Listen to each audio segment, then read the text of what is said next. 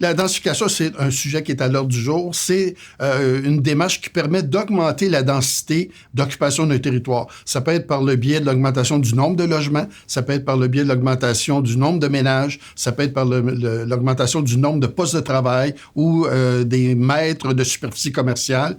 Tout ça pour transformer des quartiers, notamment parce qu'on aimerait avoir des quartiers qui sont plus complets. Donc, des quartiers où, en augmentant la taille de la population, on pourrait avoir plus de services de proximité, on pourrait avoir plus de mobilité active, donc faciliter le passage de l'auto à des déplacements plus piétonniers ou cyclables dans des quartiers. Donc, c'est vraiment là, un levier qui nous permet de transformer les quartiers, soit de manière douce, en ajoutant des unités résidentielles sur les terrains existants, rattachés ou non aux maisons existantes, soit en transformant des quartiers, c'est-à-dire en démolissant des bâtiments, par exemple, des bâtiments qui ont une vocation qui est perdue, et là, on construit des bâtiments de plus grand volume avec un plus grand nombre de logements.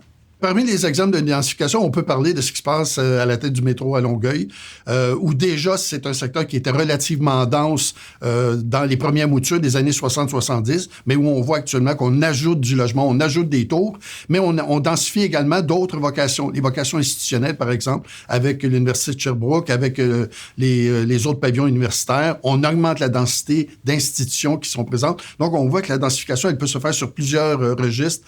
C'est pas strictement sur le dossier résidentiel.